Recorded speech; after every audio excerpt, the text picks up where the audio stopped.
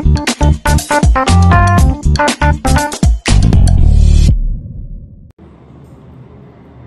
what's up, gentle listeners? So this is your Ka podcast, back again with another story. So I am here with my friends Shane and Ate Jemmy to help us recall what our story is all about. So I have sent them already the file sa story nga atong itakol karon. So nabasa naman ninyo? Oo. Yes, nabasa na jud na ko. Pero nice jud ang story, guys. Agree ba mo na ko? Oh, nice. Correct. Nice naman. Okay. Kanang ang story kay nag-revolve siya around sa atong protagonist nga murag love kayo niya iyang penmanship. Pero murag di ba wala man to na hisgot pod sa story if iyang name. Yes, gitel siya sa third person point of view. Then gigamit ang he, so mo makaingon ta nga lalaki jud ni siya. Mo gitaw dito siya Batman. So abang po sa iyang pen, diba? Like, gi-pass down or iyang pen sa iyang from his grandfather. Father, dayon niya. Niya dayon. Dayon, kana ganing, di ba, sa normal person, kay sa story, kay yun siya, the normal person daw, kay mag-rely sa kanang printout, sa say mas dali, di ba? yes, sa dali. And then siya kay, mas interesting para niya ang handwriting, kay in love ba kay siya sa iyang handwriting. Ano na? Pwede ko nindot iyang agi. Yes, naingon din nga ang letter sa G's and Y's niya, kay mapunta siya sa laing like overlap sa ubang letters. So mo to naghimo siya letter, kay first letter niya diri sa story para ni Dear So and So. So kani si So and So kay babae na siya, ba college niya nga kauban. Then after ana kay iyang gisend ang letter, so maghinayang ka gani siya nga i-send love to sa penmanship. Inganan niya ka-love jud nga if kung isa tayo magdawat sa letter niya murag kaayo. Swerte kaayo po. Swerte rin daw kay nindot rin daw iyang agi. So mo to siya kanang di ba nag-expect man siya nga ma-writer siya. Like murag mo iyang ang tawag na ito nga dream. Dalahan siya ma-writer jud. Pero sa iyang pag-20s niya kay iyang papa nag-expect nga physician siya, kay physician man niya ang father. Nya mo to pag graduate niya kay naa siya English degree. So mo to naka-think siya nga mag-teach siya sa downtown English teacher, then mag-write siya novel sa iyang spare time. So mo to pag kay kanang naibog daw niya siya sa iyang co-teacher. Yes, si Alice, diba si Alice? Yung mo to, na-kick siya kay, ni-retire daw siya or na-kick tungod ato nga issue. Kay kaniyang co-teacher, kay naman siya husband. Married na So yan, naibog siya. So mo to, pag buman na kay ni-apply siya sa yung job niya as librarian, right? Yung mo to, unsa may nahitang mo katong na siya sa library. Pero, di ba katong sa teacher pa siya katong yan, naman siya letter kang Alice nga sa Ate Jemmy katong Iyang sugdan sa my sweet, my lovely Alice. Ingon na siya nga. Ganahan siya mahimong bata balik para mo-attend sa class ni Alice. Teacher Alice. Dili kay sa interesado siya sa lesson, pero para lang masilayan bitaw iyang childbearing figures. Yes, kaya sa una man sad good kay kani after namatay ang papa ani ni Penman kay maggamit na siya mga babae or bayaran. Namatay ang papa, di ba? Remember, yung papa physician, so nakadawat siya og money. Kana nga money yung gigamit para mo pay siya para na-service sa mga babae. So iyang ma-pleasure iyang self. Oh, pero after ana kay nakuntinto na siya nga sa iyang Sa iyang self, Oh, so mo to after ana kay na in love siya balik. Balik ko ng work naman siya ani So, as a clerk. Yes, office clerk sa government. So, ma-introduce na nato diri ang ato ang Another character yes. na to. Si Nora. Oh, kani si Nora kay nabutan naman niya siya, na blind siya pag kuana pa ng early 20s na niya. Okay, ito sa accident ba to? Pero pag graduate niya in high school, kay normal siya, like, normal nakita yung siya. pananaw, yung anak, pero pag kuan lang siguro niya college nga na padong 20s, kay di na na-accident siya. Mo tong reason nga nabuta siya. Mo to pagkabutan niya, kay kuan siya, nagdali siya ka ng learn of braille code, mga ganyan. Para maka-adjust siya sa iyang pag-uman life kay wala naman siya vision. So mo to, nahimo siya kani si Nora, kay bansay ni siya nga, kuan, grabe siya typewriting skills. So bansay siya kung si kuan, si Penman, kay bansay siya siyang handwriting, si Nora po kay ano po iya? About siya sa kanang buan, mga typewriting nga na, sa mga printed nga na. Yang mo to, pag kuan na kay nag-talk sila sa office. Oo. Katong about ni ana man na si Nora na ilisan. Ilisan daw si Penman. Ni Nora. Niya naman siya nga kanang dapat na ay makahibaw sa kuan system. Ningon si kuan nga, ningon si Penman nga nganong kuan man nga naa pa man siya. Mo to ningon si Nora nga di wala man siya dira forever. So dapat na siya makahibaw kung sa pamaagi. Dahil mo sab. Mo to nakaingon si Penman nga kanang siya ba ang iilis niya. So mo to na uncomfy dira si Nora niya ingon siya nga dili sa ingana. So mo to pag nag-break time na din ha pag break time kay di na sila nagkatabi, di ba? Getting to know each other. Nangutana na si Nora ni Penman nga, tell me about yourself, ingana. Mo to na taken aback si kuan si Penman ingon siya nga kuan wala man kayo siya gibuhat kanang kuan na siya like ganahan siya nag-work siya sa library sa una ganahan siya quiet places. Di ba na-review ko ng iyang age? Yes, young age. Mo to young age Kay 52. Yes, 52 si Penman. Nora Kay kay 28. so half his age. So 28 si Nora niya mo to grabe kay age gap. So mo to pag na nagtabi-tabi na sila niya. After pila ka days kay na-impress jud si Kuan, si Penman ni Nora kay at first di jud sila ganan sa usag-usa. So Pero mura man siya kuan siguro sa kanang i-deny nila ilang feelings gani. kay di ba sila ganahan sa usag-usag yung pag-una. Mo to ni ingon na si Nora o kalit ni Penman nga pwede ba siya magpa-write ng letter? Then katong ni ano siya nga katong they write like a woman mato katong yung mo to niingon siya nga kuan kanang dili man ni madal kay same man sila gitrainingan so same na sila penmanship so dili jud kay special yung penmanship ana mo na pag kuan na kay niingon si Nora nga sige adto ka sa invite niya kuan invite ni Nora ang Penman yung ato sa iyang place. Nya pagkuan na abot na dito kay nadatnan nila si Muning. Si Muning. Mo sister ata ni siya ni Nora. Kaya matawag man siya Manang. Gitawag siya Manang kay sa una kay ang tawag man sa mga older sister kay Manang mga ate. Mo na pagkuan na niingon si Nora nga biyaan sa sila ni like we're gibahawa tagay mix and like private privacy nga privacy si Nora.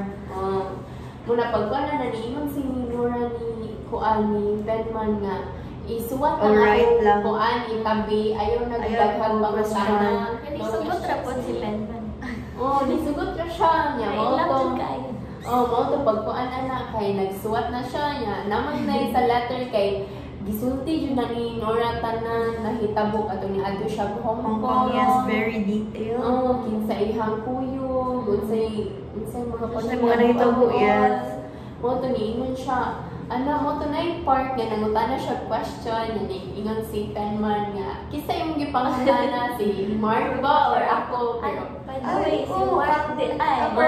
Kasa ang letter. kanang letter kay Recipient sa letter. Katawag niya, my dearest Mark. Mark. Yes, dito pa lang kay Napradit na si kuan na si kuan Penman. Ang Penman. Unsa Kinsa man man ni? si Mark? Yes. Isa ni siya. Mao to pag kuan ana human kay kuan na like wala jud gi-entertain nga question si kuan Nora si about Nora. sa letter mo to na ulit na lang si Penman so dito naguna-una na siya nga ganahan na ni part sa iya nga ganahan siya nga i-comfort bitaw si Nora. Pero murag nasay something na force niya na dili or gaduha-duha jud siya. Pag ko na kay kuan kanang nakahuna-huna na siya nga mo adto ba siya sa iyahang sa work niya siya Magtagal ka Nora. istagyon pa ba siya balik tungod na nahita mo ato sa letter Pero as expected niya kanang nag-akra jud si Nora nga murag as if walay nahitabo. Mato nahitabo nga kuan event. mo to nakahinga-huna siya nga if mag-write siya letter para kay Nora kay di man sa makabasa si Nora. Mo Okay, no. kay blind man siya so ningon siya nga what if ako ana lang i-braille. Braille. Every letter na padong kang Nora kayo i-braille. Yes, diyan siya nakahuna-huna niya. Mo to ang last line sa story kay sa to. Katong very heavy kayo ang pen. If murag para kang Nora ang letter kay even gani pag-write og dear kay maglisod siya.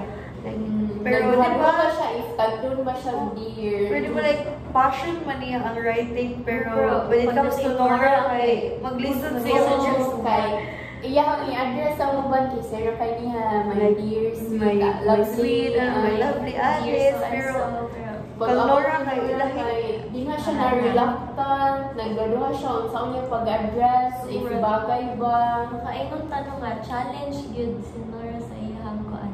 sa iyang Sa life. iyang penmanship, sa iyang pen. Yes, niya. Pag kuan nakabantay ba mo pag like katong sa my sweet lovely. yes.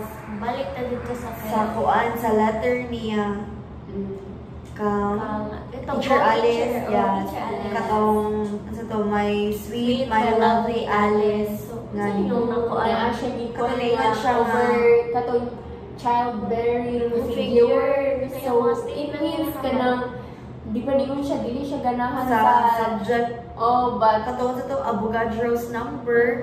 But So, para siya lang masilayan niya ang childbearing figure. So, para lang masilayan niya ang body ni Teacher siya Alice. Alice. Like, murag nag-wish siya nga, mabalik na siya pagkabata para mahimo siyang student ni Teacher Alice. para lang Para lang makakita sa makakita siya. body. So, unsa yung makuan ana? Like, mauna-unaan na makabasa mo ana. And Image na iyong like, weird kayo siya. Para lang, kuan, kabaw siya nga na yung husband si Kay Mary's with Teacher Alice siya din. gingon na. Ingon ana. Like, weird ka siya once sa iya. Yan dapat ito pa to nga instance na weird sad ba?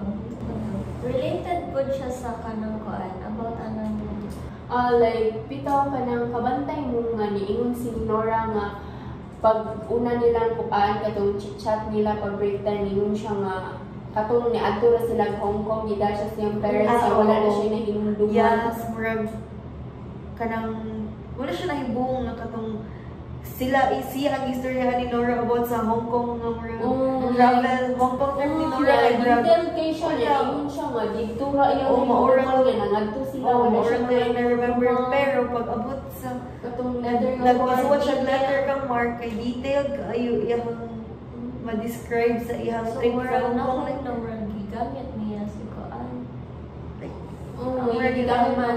si Benman kay No, yan gi omit ang details pag first niya. Pero kabali sa mga atong ni Mark atong content sa letter bitaw nga kanang niingon siya nga pangbabay ba ang penmanship ni kuan nga more like dili kay siya ganahan nga kuan makabaw si Mark nga lain ang nagsuwat. like blind na siya like di siya ganahan nga makibaw si Mark na siya ang gasuwat ingana kay it's impossible man good if siya sad magsuwat kay blind na siya. So wala jud ay kabalo si Mark na blind na siya. Like wala siya kabalo jud sa panghitabo maong iyahang gi-inform si Mark sa nahitabo sa Hong Kong nila nga trip. Pero wala pa sa story if unsa jud sila ni Mark, wala sila ikuan. Pero history the way siya more siya ex-lover. Some feelings involved. So emotionally attached si Nora ni Siya Mark. attachment issues. So makaayon ta na pareha sila in that aspect ni Penman. Ni Penman, pero sa past. No? Pero old fashion guys. Kang Penman kay dili siya sa person na-attach. Pero sa iyahang old ways, old fashion siya, sa old world siya na-attach. Yes. While si Nora may attach yung past. It involves Siya a lot person. of people, events, ingana. Sa kuan, how about sa kanang writing bitaw sa author kaya sa mga Kuan, at first di ba kay marag steady ra ko kay Boring. It's a boring ba? Actually, sa isang tomato. Oh, like, Pero- pag kinama niya kay, more siya normal nga story. Like, walay, Walay nakita ko, like, ikaw nga, reader nga, ganahan o ka ng mga exciting From story. dukaon. Kay dukaon ka, pero pag abot Abot ni Nora. ni Nora, kay Si dito na Nora. dyan nag-change, tanan. Kay marag Like, it's exciting na siya. Ang sa kay mahitabuan ni. daghan na siya kung ma-curious ka ba if unsay mahitabo after. Ano siya ka? Mao to, like, ang writing style kay so far, sa last na ka part, okay raman siya. Hindi na siya na okay, pero nindot siya ang story. Unya ang sa katuganing kuan sa author, kay more sa job connect Oh, sa connected sa story. protagonist, but more siya di mo maingon nga, iya iyaha ang story story. life, ang iya Okay. Ang author magod si Jose Dalisay. kay nag-siya collection. Fountain siya O fountain pen. So more sa siya si Kuan. Siya girl Ang protagonist. Dili ta sure pero Kay aning what if lang. So sa kuan, like sa characters, like sa man yung pag-describe Wala ta ni Penman. si Penman kay old-fashioned siya nga dili siya ka-let go kay dili mo siya ka-let go sa Dili siya writing. welcome to Like change. sa art of writing kay dili siya pa Nagpabiling pa rin siya. sa modern gani like ganahan siya kanang the way it used to be daw before. Pero para sa natuod kay kuan di ba if mag-write sa dog letters kay di ba mas nindot man sa if handwritten niya Mas sa pinakanindot sa iya ha. sa others pod kay dapat kung mas nice po printed but Formal. sa if personal lang siya letters nga na kay mas okay siya if handwritten para makita dyan mo ang effort. And how about ni Si kuan, si Nora kay same raman Similar sila sila in that nga aspect. dili sila maka-let go sa past pero mura pud katulagi kanang secretive kaayo siya nga pagka-character.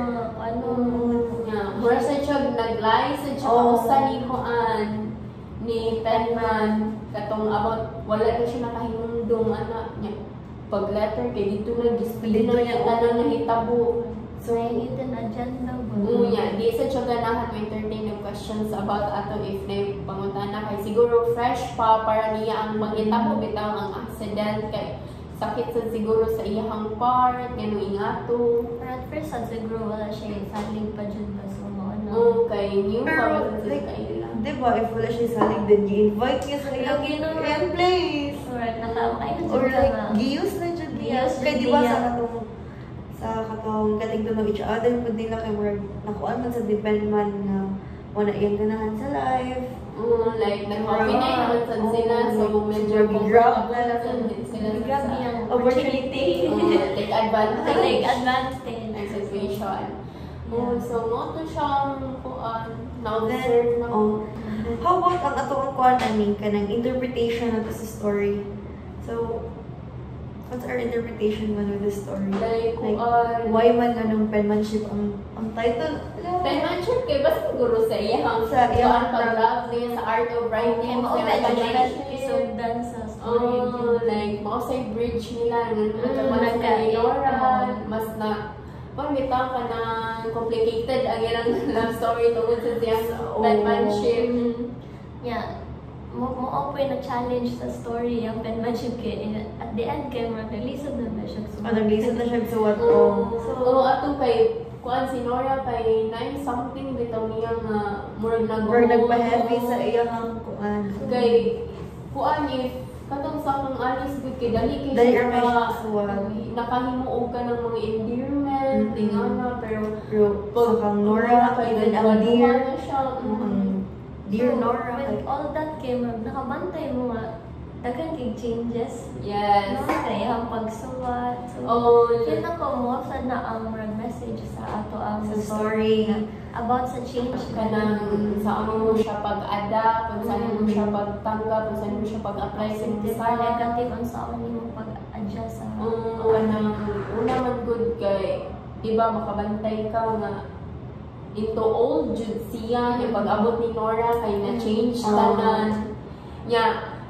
Although kadang pag-una kay dili pa niya tanggapon pero gitanggap man gud niya, but ang impact sa iya kay balik bitaw like negative para sa iyang part. So tungod sa jud na kinaanan gud siya old ways ba, so pag-abot ni Nora nga bag-bag okay more siya nakalitan siya. So mo nang delikado sa basa dili ta ka nang Dili ta open for change. like itang gawa sa tong comfort zone and all. So like, dapat kay, if na changes kay, dapat maka-accept ta, like, sa mga possible nga mahitabo, tungod ana nga changes. Like, for me sa kay kuan, If like, sa ako ang... if i-apply mo sa iyong self, i-apply na ko siya sa akong self kay, di ba, parang kay, ang changes, di man dyan na nato mga kayan, kay ni part, man dyan na siya sa akong cycle of life. So, mo to siya karon kay napaman ko sa akong comfort zone. So, if there will be kanang changes, like opportunities, bitaw nga, na siya ng changes, siguro kay kanang I will grab that change, like, i-accept na ko, open ko, and without thinking bitaw if kanang mag-what ifs nga, kung batik na siya para na kung like negative thoughts. dili na lang kung ano nga change, nga. So, dapat open pod ko kung ano siya, positive pa siya or negative, like kabaw ko mo handle kung unsay kuan impact niya sa akong life, nga na is the way mo kuan jud handle changes para kuan dili kayo siya maka-apekto ko sa imong life cycle. How about you, Gemini? Like, ako okay. Kanang similar apod ka siya na kanang di ba ang change is ang matod pa nila ang change is the only constant thing in the world, di ba? So kanang pasabot ano prag wala jud kay kanang control kung unsay may tapos sa life. So kanang whatever may come kay ang imong jud ma-control is how you react, how you kanang how you handle the change that is coming. So for me kay ako personally kanang maglisod sa jud ko adapt sa change bitaw kay kanang nasa kay mga attachment issues. Hoy! But wala kay choice. Pero wala kay choice na kanang sige kanang dawatan na lang din kanang kailangan na jud ka mag-mature bitaw nga nya imong i-keep in mind ba nga dili tanang butang kay magstay forever gani kanang daghang butang nga temporary. Temporary ra tanan na adjust changes. Yes, that's for me lang. Ikaw? yes. So, like, as what Ate Jemmy have said, no, nga kanang dili tanang butang kay magstay sa atong life. So, dapat come with guys, gentle listeners. Kay dapat mo adapt mo for change, di ba? Like kanang open po mo for changes and gawas na tamo sa kanang kuan inyong comfort zone. Di ba kay Ito na sa danger zone. Yes, magawas kami sa mong comfort zone, bye. like di ba kanang let's enjoy our lives. Kanang dili ta mag-stay lang kung unsa ta karon kay there di ba like there are explore bitaw outside your kuan jud safe zone. Like there are a lot of opportunities na wala ta kahibaw nga kanang murag na decline day nato kay hadlok nga mo na agya punta sa tuang comfort Dahil zone. mahadlok ta kung sa mahitabo na to, ingatan, sige ta overthink, pero ang pag-overthink na to kay mao din More sa ang down na to. naka-down sa to. So muna siya guys, like dapat willing ta to accept changes, kanang dapat mo-accept po ta og mga negative impacts po sa changes Kaya kay maka-learn. kanang Kay ma-apply sa na to ang quote bitaw nga kanang everything happens for a reason. Yes, Yes. correct. Corrected by. So more ito siya guys so far. So Ang tanaraw may napulot sa mga. So ang title is a short story kay Penmanship. Penmanship by Jose Y. Dalisay. Yes. So, So you can read it na in your free time. so more ito siya guys. Bye-bye. Thank you so much. Thank you. See you next time. See you next episode. Yes, for the next story. Abangan. So next time guys invite niya po rin nato si Shane o si Ate Jamie kay mga nice ang atong Discussion. Atong episode karon. Oh, like, jamming kayo silang duha. Okay. Sige, bye guys. Thank you so much.